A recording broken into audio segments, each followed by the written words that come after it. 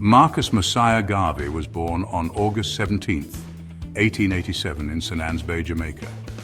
His early years were spent in a small rural community surrounded by the lush landscapes and vibrant culture of Jamaica.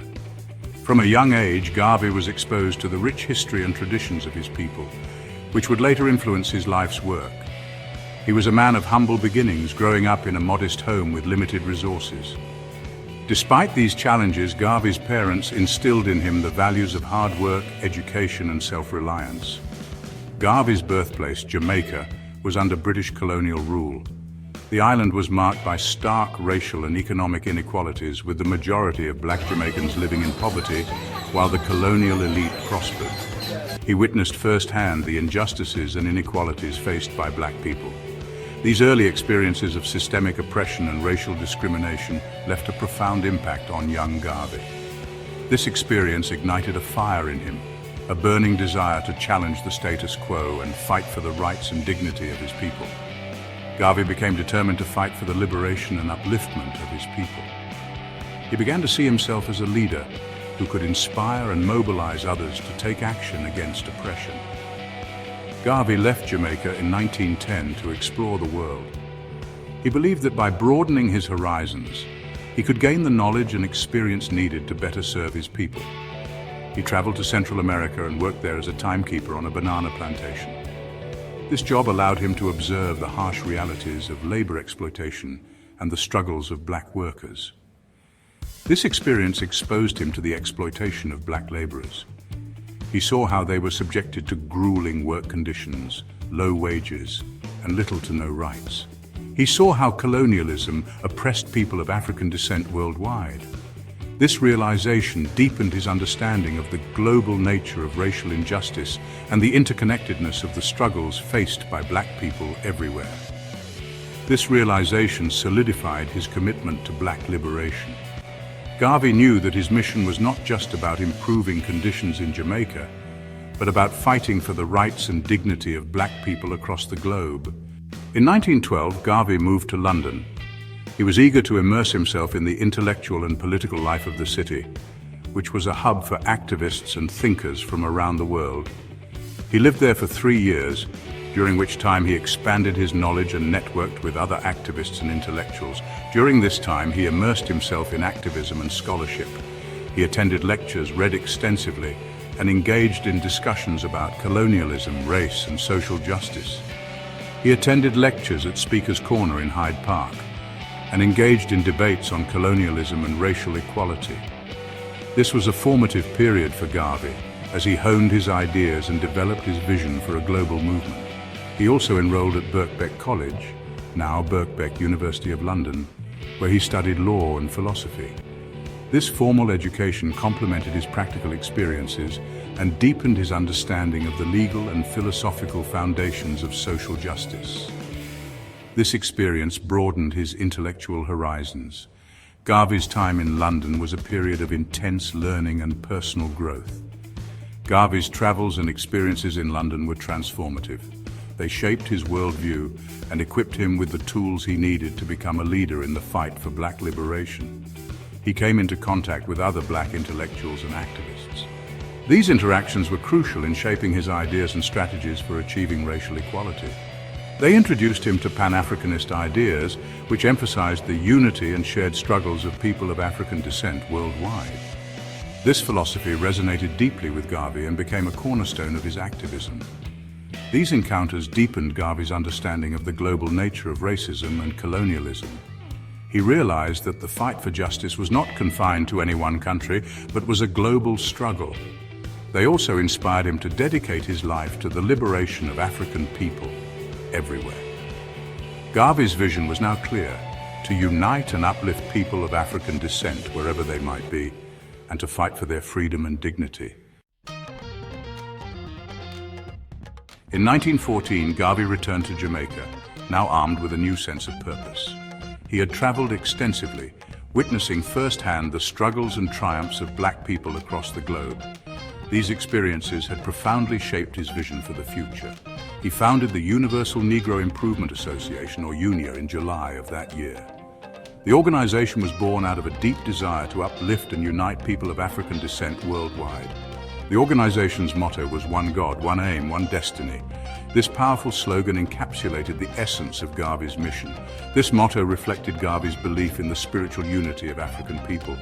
He saw this unity as a cornerstone for achieving true liberation and empowerment. It also highlighted his vision of a united and empowered black race.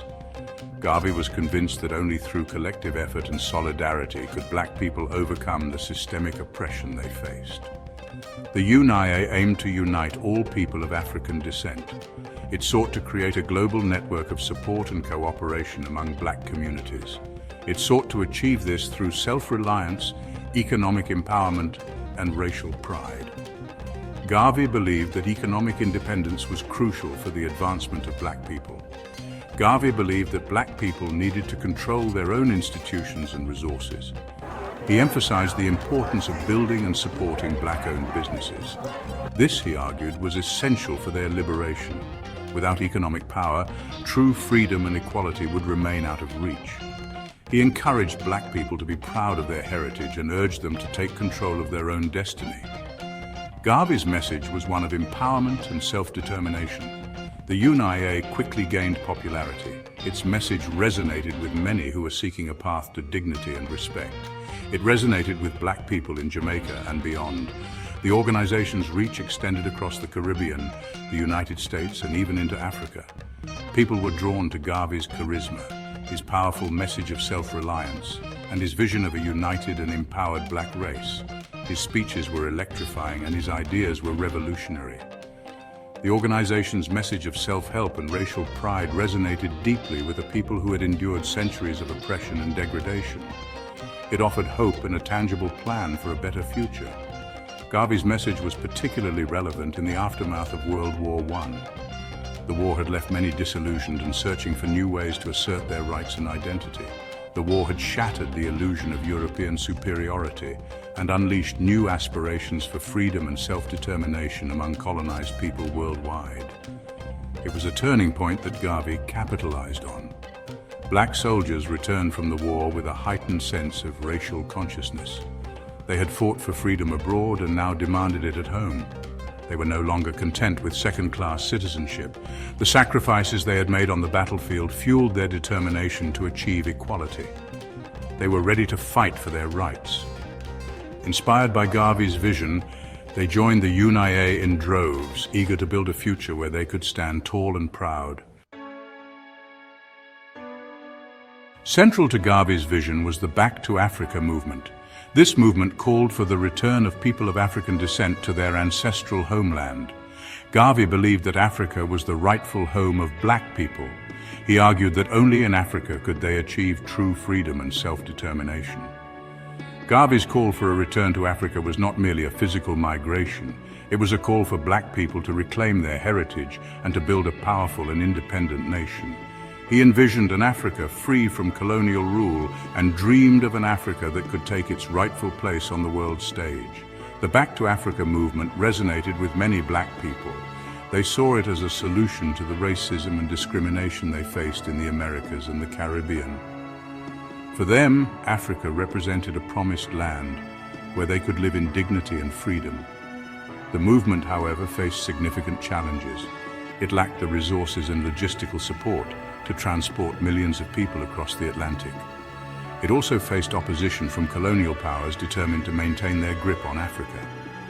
Despite these challenges, the Back to Africa movement captured the imagination of millions. It became a powerful symbol of black liberation and self-determination. Section 4, the Black Star Line, a symbol of hope and empowerment.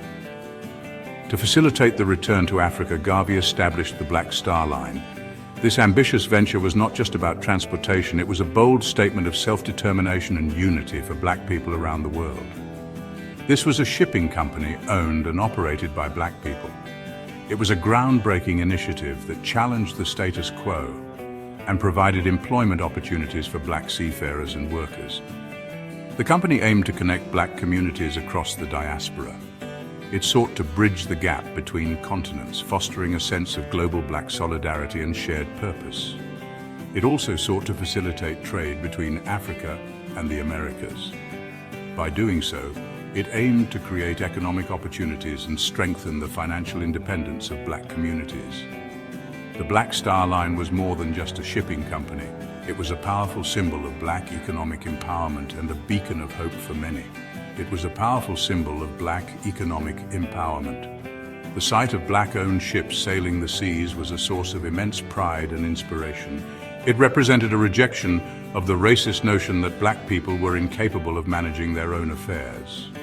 The Black Star Line stood as a testament to their capabilities and ambitions. The company's ships, such as the SS Frederick Douglass and the SS Antonio Maceo, became potent symbols of black pride and self-reliance.